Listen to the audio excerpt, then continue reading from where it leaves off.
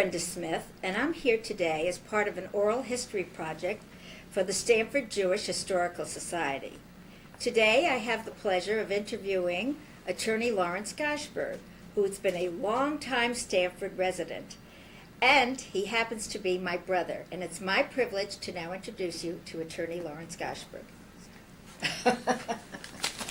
And you look at the camera, not me. No, you look at both. Both?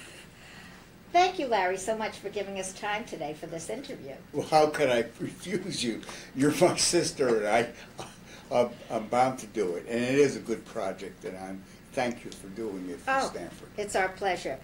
Actually, you weren't born in Stanford. Where were you born? No, I was born in New York, as I recall, or as my parents told me, at the Brooklyn Jewish Hospital. But we moved to Stanford when I was about 5 years old, because I went through kindergarten right through high school in Stanford. And what brought your parents here to Stanford? It was my aunt and uncle, Bella and Nate Glenner, lived here on the east side on Frederick Street. They had a house there. And my uncle was a tailor. This was during the Depression, and my father was really looking for a new work. He used to work for his sister in New York, and that proved to be untenable, shall we say. In any event, he moved. They moved to Stanford, and my father went and learned the tailoring business with my uncle Nate. And about a year after, within a year, he opened up his own store, tailor shop and dry cleaning. Where was the store? Oh, it was on East Main Street, where Myrtle Avenue comes into East Main, and they're right by the railroad bridge. And then he moved the store again. Yes, after about 3 or 4 or 5 years, I can't remember exactly because I was still a little kid, he moved the store to up East Main Street, almost to the corner of Lafayette and East Main. Could you tell us something about the vicinity of Lafayette Street? What was that like? Well, Lafayette Street at that time was a Jewish neighborhood. There were quite a few Jews living on Lafayette Street and on Quintard Terrace, the Davidoffs. In fact, Mr. Davidoff, Isaac Davidoff, owned the building in which my father moved in. The Davidoffs owned quite a bit of real estate in that particular area. And now, where did you live when your family first came to Stanford? we lived on the corner of Wardwell and Frederick on the east side of Stanford. If I remember, very few things I remember anymore, but it was 156 Wardwell Street. And was that, were there many Jews there in that? No. We were at that time there were only 2 Jewish families there. My Aunt Bella and Uncle Nate lived across the way from us. And we lived in the 8-family house. And we were the first Jews there. Then a little bit later on, the Gelbs, Abe Gelb, who was part of the Gelb family, Morris Gelb. He was Morris Gelb's younger brother. And he moved in on Frederick Street. And in our building, and I can't remember the dates, later on, Jack and Lillian Klein moved in. That's and the Edelkoffs? That was later? I don't remember them in the. Yes. They were there someplace. I don't remember exactly where they lived, but that all became later. So we had like a half a dozen Jewish families eventually. Mm-hmm. And where did you play? You didn't have television. You didn't have video. What did you do as kids? We played in the empty lots. Well, if you recall, Stanford at that time, there was nothing there between Wardwell Street and right to Cummings Park. It was called Halloween in my day. Or Halloween, or is it now Halloween? Halloween Park. And we used to go spend a lot of time in the park, but there were a bunch of empty lots across the street, and that's where we played everything. Baseball, football, whatever it is we did. Roasted, I remember very distinctly one of the big events we used to have there was to roast potatoes. We used to take potatoes and just put them, make a big fire, and we had blackened potatoes. That's great. Now, did you go to the beach? Did you walk to the park when you Oh yeah, with we the spent kids? a lot of time. And my mother used to take us and my sister Gladys, and we used to go down to the park, and it was quite a walk, and we used to go to Halloween Park. That's right. Where the beach there, Cummings Beach, had a beautiful pavilion at that time. And did you have floods and hurricanes during that time? Oh, yeah, the usual. The only one that I really remember was the 1938 hurricane, which devastated a good portion of the East Coast and especially hit hard in Stamford. I remember that very distinctly because what happened was that morning before the hurricane, I happened to go out. A friend of our family's, he was an older man, took me out to go fishing in a rowboat. His name was Gibson. I can't remember his first name, but they owned a store on Elm Street, not far from my Uncle Nate's store at the corner of Elm and Myrtle. There was an awning shop, shades and awnings. And I think that makes me remember Lester Sharlach, Scharlachs and Rovens. But in any event, he'd taken me out, and suddenly we were out in Long Island Sound with a rowboat, no motor or anything, and he's rowing, and we're having a bad time coming in. We finally got in, and we went, and my mother was very relieved to see me, and suddenly that hurricane hit. It was a tremendous hurricane. Boats floated out of the marina or the shore and came up Halloween Park. We had some on Wardwell and Frederick. Wow. We had cabin cruisers were all around, and my Aunt Bella was her house was very bad. At our house, we lived on the second floor of an 8-family, so we didn't get the water except it came up to the people on the first floor got flooded out. I remember when I was a kid that there was other bad hurricanes, and you went down I can't to remember rescue those. Bella with the boat. Oh, that was a big story. I can't remember the incident, but there was always water. We were living there, which was virtually at the Sea level. Sea level, virtually at the level. We did get some flooding there, and my Aunt Bella had to be taken out of that. And I don't know where I got a boat. But you did. But we were pretty young at that time. Now, when did you move to Hamilton Avenue? Oh, the second place the family lived was in oh gosh, let's see now. I was about a year old. Yeah, so it was 67 years it ago. It was 39, I think 39 or 40.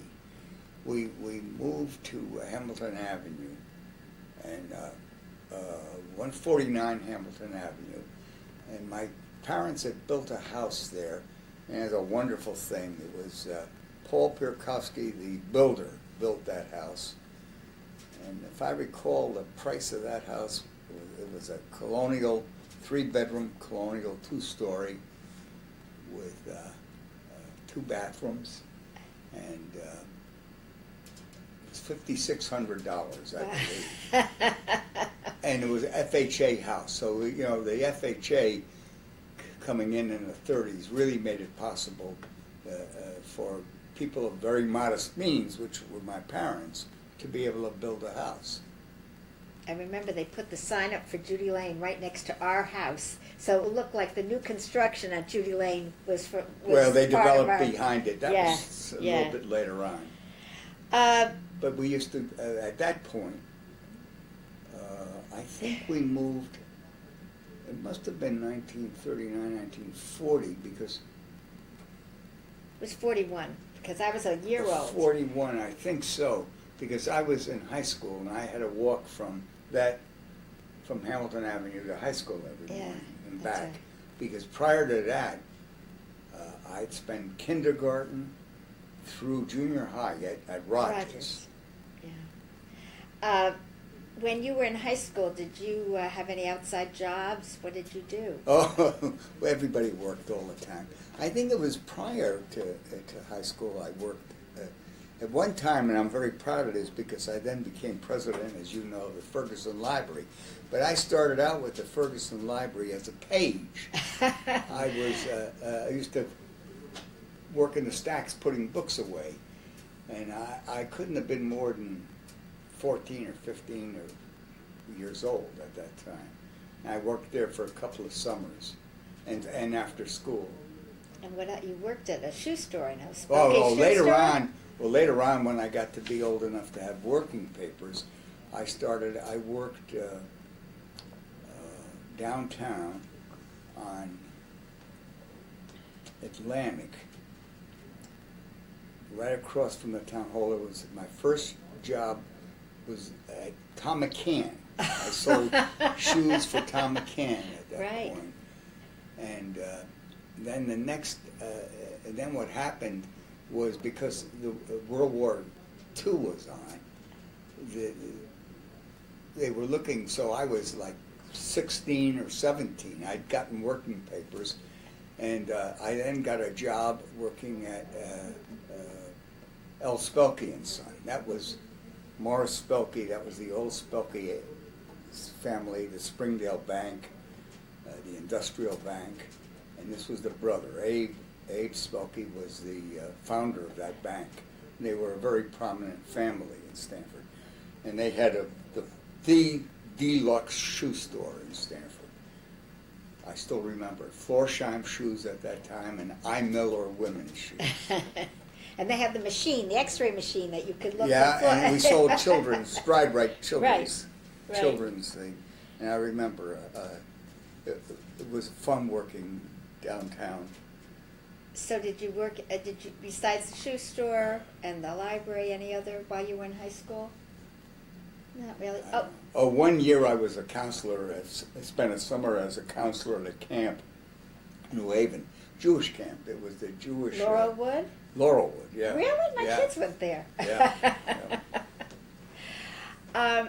During the war, Well, then what happened in high school, in my senior year, I was 17, I enlisted in the Navy. And I thought by enlisting, it was around Christmas of 43, 44, that I enlisted. And I thought, well, I was 17, but I was going to turn 18 in May.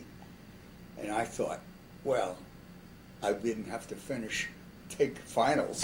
I could get out of it, and they graduate me because of the war. But they double-crossed me. They didn't call me until I graduated. And I went in the Navy in end of May, June of 1944. Do you remember when you were a neighborhood warden? I don't know what they call Oh, it. no. During, in the early part of World War II, after we moved up to 41 or 42, we used to have blackouts. I don't know if you remember, it's hard to remember, but the German submarines were out in Long Island Sound and also off the Atlantic, and they were interfering with all the shipping. And so the whole East Coast was blacked out at night. And I became, I had a bicycle, and I became an air raid warden messenger. I was too young to be an air raid warden, but I became a messenger, and I used to go out every so often. They'd call me, and I'd go out with my bicycle, and I'd deliver messages from one post to another post. And we'd stay home, and the lights were off, and the shades were down, That's and right. it was scary as anything.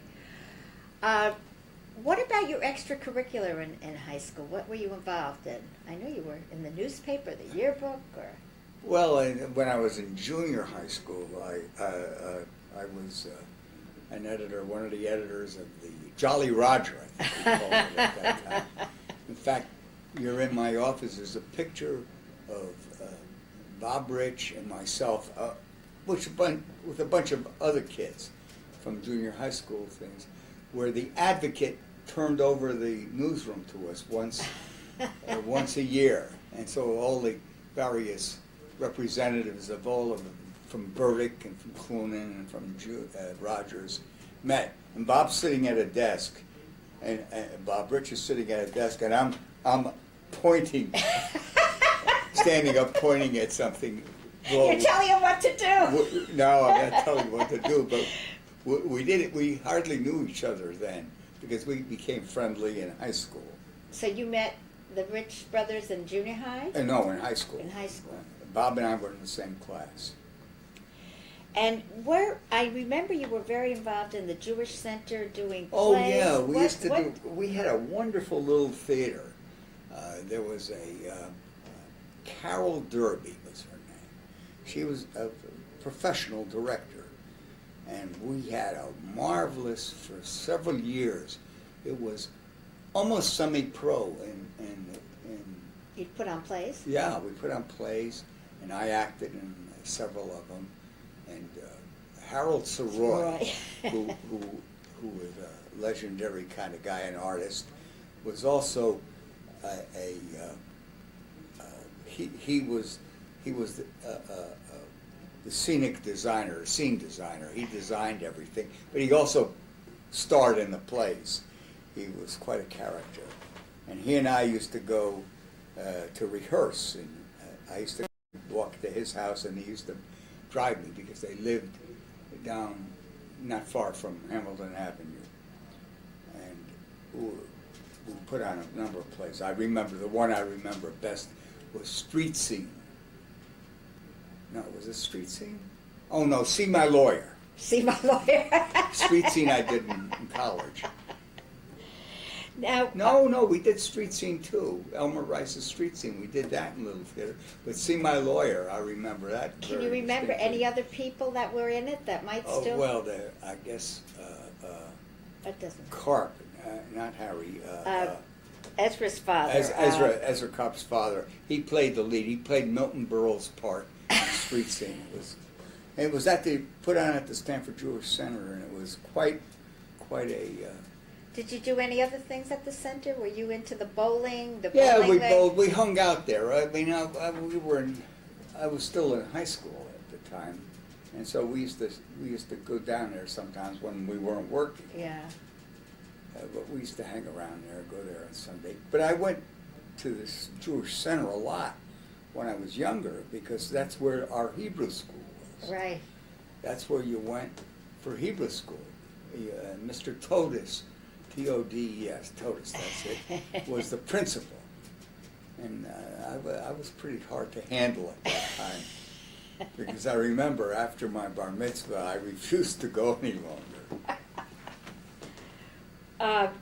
What congregation did our parents belong to? We belonged to the congregation of Good Shalom, and Was it on Grove Street when you joined? yeah, it was still on Grove Street when I remember it. It was I had been on Brook. It burned down, and they built half the synagogue. Just the basement part of the synagogue was built there. But by the time I was 13 years, my gosh, that's A long time ago. 68 years ago, they had just finished the top part, the full synagogue as you see it now. Well, now it's, I guess, a church. But at that time, and I was the first bar mitzvah in the new synagogue. Really? I didn't know that. And on the top, yes. Wow. So what, do you remember what can you tell us about, I mean, I heard the stories about the spittoons and were you involved in the synagogue when you were a kid besides bar mitzvah? No. I know our daddy was on the board of directors. Yeah, Daddy was on the board, and we used to go there. And I used to go there a lot when I was a kid when we lived on Wardwell and Frederick because my grandmother, my Baba, used to stay with us for extended periods of time. And one of my duties was to walk her to the synagogue from there to Grove. It was a big walk, and she was a frail little old lady, but nonetheless, every Shabbos we walked there, and we used to meet the Fines. Joe Fine's mother? Dr. Fines, Joseph Fine, his mother and father. And we all used to walk slowly past St. Mary's Church, up Elm Street, to Grove Street, to the synagogue. And so I spent quite a bit of my time when I was younger. By high school I guess I didn't go very much. My mother went, but I didn't go very much. I worked on. Yes, but when you came back. Shamefully to say, I worked on Shabbos. But when you came back and you married and had children, you ended up the president of the congregation. Oh yeah. Well, our family has been very much involved in Agudas Shalom, and I'm proud of our involvement. You and I, because our sister Gladys lived in Norwalk, so she wasn't as involved in the synagogue as we were. But there came a time in, let's see now, it must be 40-some-odd years ago, I was president of the synagogue for 4 years. Oh, wow. Well, Andrew was, no, it's not 4, I'm sorry, it's whatever. 35 years ago. Wow. I was president there for 4 years, and I was involved also when we built the synagogue. But at that time, I wasn't spending as much time in Stamford originally, because when I moved back to Stamford, I left Stamford in '44, going to the Navy, and then I came out and I went to college and law school in Washington, D.C., and then I got married and I lived in New York, and we didn't move back to town until 1958.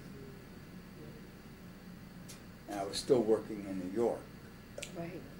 And Commuting. I commuted from 58, and I still worked for the government at that time. How can you compare the Jewish bringing up that you had compared to your children growing up? It was much better. With- It's a peculiar thing. I think inside the family, it was a very Jewish family, because my mother was kosher, my father was kosher, but life was such a more difficult life for them. My father worked all the time. He worked on Shabbos. As a matter of fact, he died saying Kaddish for his mother in March of Way back. a long time ago. And we grew up, and we were Jewish, but we didn't have educationally. We didn't have the opportunities that I had. My children, even though the two girls went through public school, they were all exposed. They all went to Israel when they were kids. They all knew everything. My son went to yeshiva, and he finished up going to yeshivas. But they knew a lot more about Judaism than I ever learned. In fact, they educate me today. Did you feel growing up in Stamford any anti-Semitism? That's hard to say. I didn't. We had a rudimentary kind of anti-Semitism. After all, my early years were entirely in a Catholic neighborhood. And if it wasn't Catholic, it was Russian Orthodox or Ukrainian. Right. All of our neighbors, the vast number of neighbors were not Jews. And I was always very uncomfortable about Easter, because playing with the kids, I'd be the only kid out there, only Jewish kid, and I always felt a little bit uncomfortable because I had to convince them that I personally didn't kill Christ. Yeah. Were you the only one who took the matzah sandwiches to school? Or you didn't take, you just didn't we eat? took, yeah, we had hard-boiled eggs. We took our lunch to school, hard-boiled eggs and some matzah and, I don't know, whatever, tuna fish. Except we didn't have those nice, neat things like the kids The have little today. plastic. Little containers with plastic forks and knives. So whatever it is we took, we ate, but nobody starved to death. You know, it wouldn't be correct for me not to bring up the fact that sitting here in your office was part of urban renewal, and you were a key, Yeah. important ingredient in urban renewal. Yeah, that was very interesting. I mean, Stanford wouldn't be Stanford without.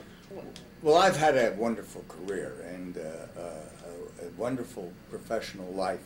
I started out working for the government in the Justice Department, and I spent 9 years in the Justice Department as a special assistant to the Attorney General in Washington, and then as a trial attorney in New York. And I tried some great cases, and I had a wonderful time. But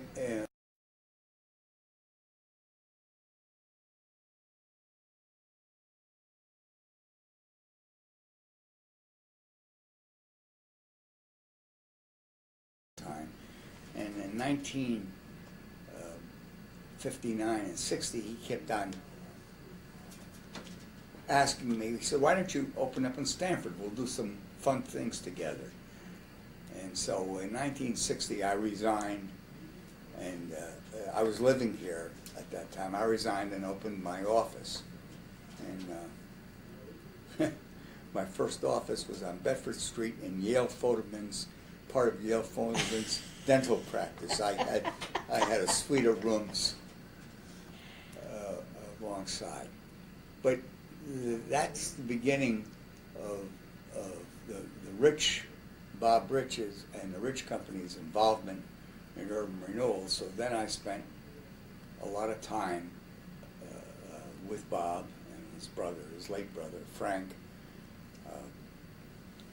getting the urban renewal thing together. We started that program in '60, and we still haven't finished it yet. Tom Rich is now doing things in filling some of the spots that were left over. But we had, I'm very proud of our involvement, Bob's and Frank's and mine, because this is really a singularly successful thing that happened here. We took an old mill town. I remember when this town used to depend on Yaletown and Schick, and I remember how terrible it was on the east side. It's a working class neighborhood. When one of the factories would close down and the women would be standing in the street kind of crying because suddenly there were no jobs. It was a depression. And what we did is we made it into, unlike a lot of other old mill towns, we made this into a very thriving community that is now growing faster than anything else. I think unofficially we need to be up to 120,000 people. And we've attracted a lot of, we bring in so many more people than we export now for jobs. And so we rebuilt an old city. After all, this city is well over 300 years, 1640. And we made it into a modern kind of shiny city, with, despite a lot of objections from a lot of people. And the old Pacific Street, we did a project about Pacific Street years Yeah. ago, and that was a Jewish neighborhood with all the Pacific Street had all of the merchants. butchers. It had the service stores. It had 2 or 3 butchers, Bernstein's, Brazel's. Then it had a couple of appetizing stores and delicatessen type, Max Myers and Anchor and Weinstein. I think, yeah, Max Weinstein's family, Dr. Weinstein, the dentist, his family. And yeah, every Sunday morning we used to go, I remember my father used to take me down, and we used to go shopping in Max Myers and get herring, and we used to get Carps for the bagels and the... and carps for, I don't think we ate much bagels, cornbread my mother ate. And I don't think pumpernickel. and pumpernickel and rye bread. I don't think when I was a kid, bagels were not an item. No? No, I don't remember. So now, what part of urban renewal is Pacific Street? I mean, what, Oh, it's under the mall. it's under the mall? Oh, Yeah. don't move because of camera. Oh, I'm trying to orient myself. Okay. It's in that area. It's Yeah. Where Main Street used to be. What are some of the other projects that you've worked on throughout the world? I mean, throughout... Oh, well, I had a lot of fun because Frank Rich ran a construction company, and he had projects from Alaska to the Virgin Islands. And a lot of those projects had legal problems. And so I've tried cases, really, from Alaska to the Virgin Islands. Not that many, but I've been involved in litigation all over the country.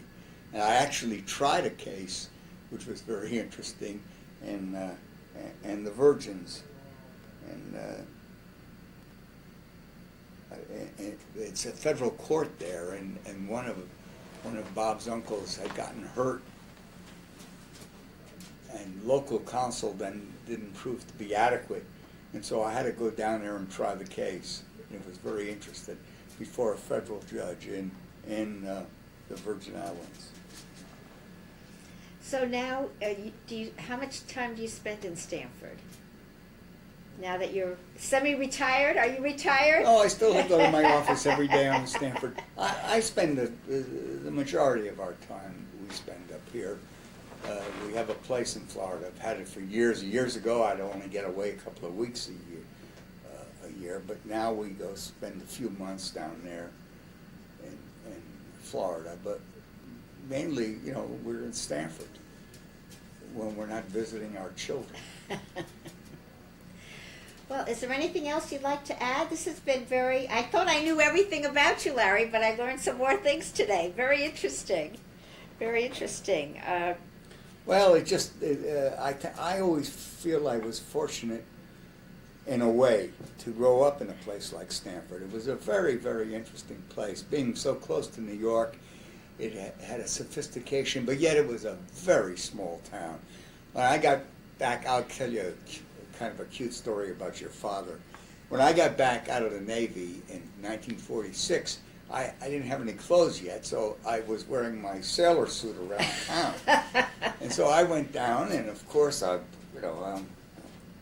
sailor, and there was a bar here on Main Street, Atlantic and Main, called Rich's Bar. It was not these Riches, but it was bar there, and I went in there one afternoon and had a drink, and then I walked to my father's store. I think I stopped in there. Either I drove or I walked. I probably walked, and he said, not that same day, but sometime afterwards, he said, "Larry, I want to talk to you." My father was a very sweet, quiet kind of man. He said, "I got to talk to you." And I said, "Well, what?" I thought, I could tell from his tone that something was bothering him. He said, "Do me a personal favor. You can drink any place you want. You can have as much to drink as you want, but please don't drink in downtown Stanford." He said, he had 3 customers come in and say, "You know where your son is? The sailor? He's drinking." So I tell you the story because it gives you a flavor of what kind of a small place this was. Stanford is still a small And town. I felt very good, and I felt very fortunate that we were able to grow up in this small town, which yet had sophistication. We had all kinds of important people living here. We were close to New York. We used to have our movies. Great claim to fame in the old days was that we would have day and date with Times Square for movie releases. We didn't have to wait for the second go around. That's right. And so people came from all over the area to go to our movies. That's right. So we had a little bit of sophistication. That's good. Anything else you want to add? I think, No, not a thing. thank you so much. It Well, was thank you. wonderful. Thank Really you. And excellent. thank you, Lester, for your beautiful camera work.